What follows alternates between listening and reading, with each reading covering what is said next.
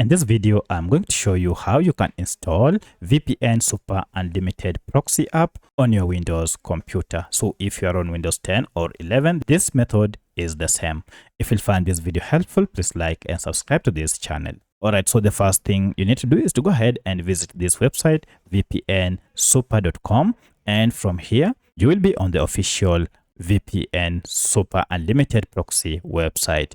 To get it, go to download VPN here, and here you can now choose your gadget. So I'm on Windows and therefore I'll choose Windows. If you are on Android, you can choose Android or iOS. If you are on a MacBook, I'll go ahead and click on Windows and I'll be taken to the download page. So before you download, you can still go ahead and sign in or create an account if you don't have one. Alternatively, you can download first and then create an account later. You are told this app is compatible with Windows 11 and Windows 10.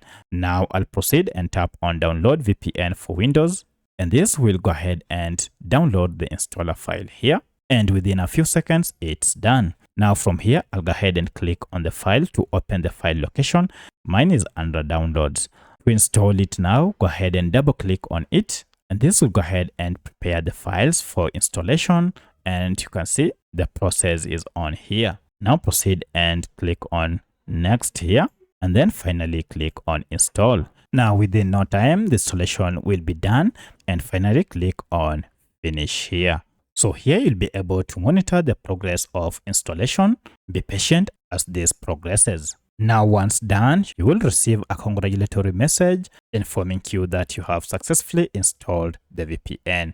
Now you can see below here, we have the VPN. You can proceed and double click on it to launch this VPN app. Then create an account. If you had not created one on the official website, you can now do so from here. Or if you already have an account, proceed and sign in. So that's how you can install VPN Super Unlimited Proxy on your computer or laptop.